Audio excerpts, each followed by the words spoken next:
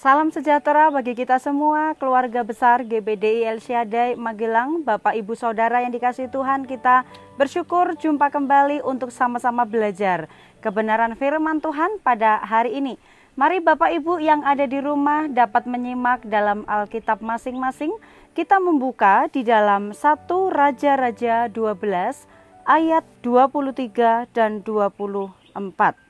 1 Raja-Raja 12 ayat 23 dan 24, firman Tuhan berkata demikian.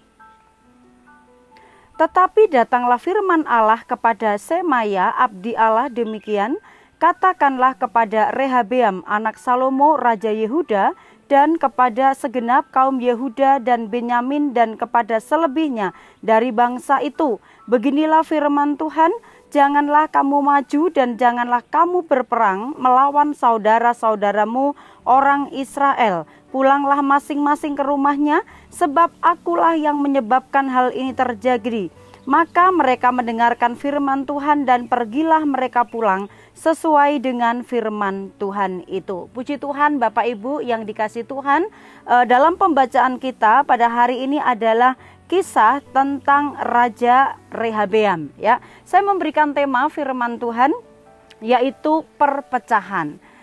Perpecahan seringkali terjadi di antara kita, yaitu di dalam sebuah perkumpulan, organisasi, teman sekerja, atau bahkan terjadi di tengah-tengah keluarga kita. Nah, kalau kita berbicara tentang perpecahan, tentu saja perpecahan itu tidak terjadi begitu saja, tetapi ada sebab, ya. Nah, karena di dalam sebuah perkumpulan, kelompok, organisasi, atau sebuah gereja, keluarga, itu melibatkan beberapa orang atau melibatkan banyak orang. Dan dengan adanya banyak orang atau banyak anggota ini, tidak jarang bahwa di dalamnya itu bisa menimbulkan sebuah konflik. Namun kita yang percaya kepada Tuhan bahwa konflik boleh ada, ya, masalah boleh ada. Namun firman Tuhan melarang kita sampai terjadi adanya perpecahan. Nah, kisah di dalam pembacaan kita pada hari ini adalah tentang kerajaan Israel yang terpecah menjadi dua setelah ada satu peristiwa, yaitu Raja Rehabeam menolak permintaan rakyat yang mendatangi dia bersama dengan Yerobeam untuk meminta keringanan atas tanggungan-tanggungan berat mereka, ya. Nah, dari sini kita bisa belajar atau mengambil sebuah pelajaran bahwa timbulnya perpecahan itu karena adanya penyebab-penyebab yang kadang kita tidak menduganya bahwa hal itu ternyata menjadi alasan atau sebab sebuah perpecahan itu terjadi. Yang pertama di ayat 4 dan ayat yang ke-14, ya. Di ayat yang ke-4 dan ayat yang ke-14 di sana adalah di dalamnya tertulis Rehabeam tidak mau tahu dengan beban berat yang dialami oleh umat-umat Israel sejak dari masa pemerintahan Raja Salomo ayahnya. Jadi pada waktu pemerintahan ayahnya Salomo, ada orang-orang tua yang sudah mengabdi dengan setia.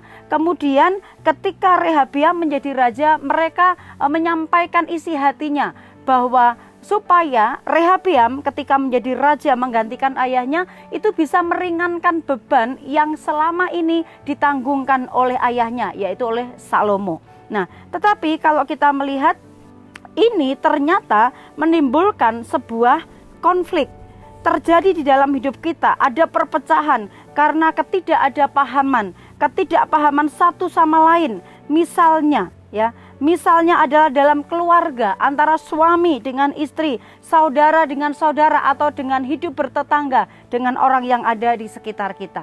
Jadi bahwa poin yang menjadi penyebab terjadinya perpecahan di dalam ayat yang keempat dan ayat yang ke-14 adalah tidak mau memahami orang lain.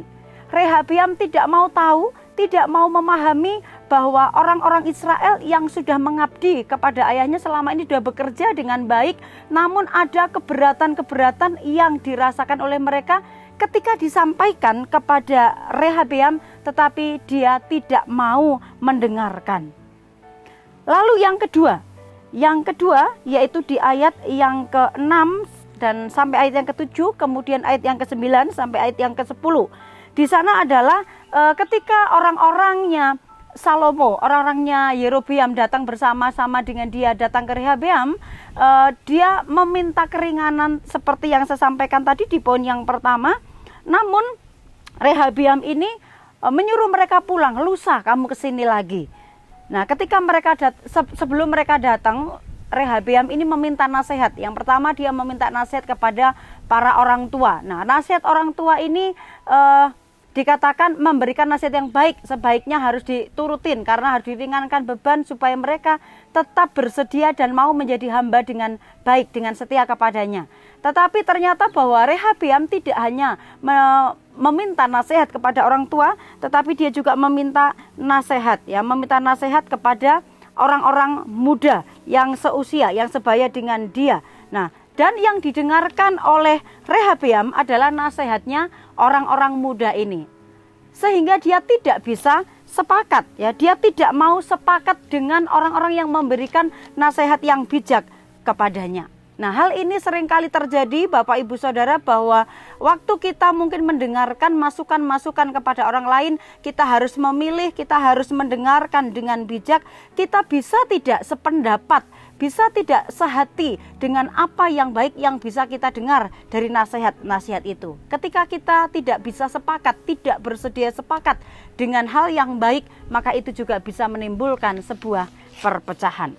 Berikutnya, poin berikutnya, kalau yang kedua tidak mau sepakat, yang ketiga adalah tidak mau mendengar nasihat yang benar.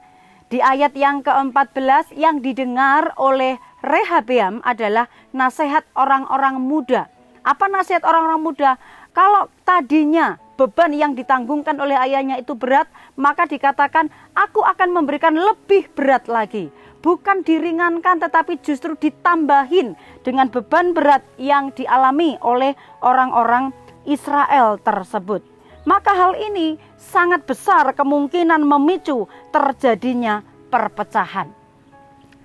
Waktu banyak orang memberikan nasihat kepada kita, waktu kita melihat bahwa seharusnya kita mengambil sebuah keputusan dengan keputusan yang tepat, tetapi ketika kita mendengarkan banyak nasihat, namun tidak bisa menyaring nasihat yang mana yang baik untuk saya kerjakan, nasihat yang mana yang baik untuk saya laksanakan untuk kebaikan bersama.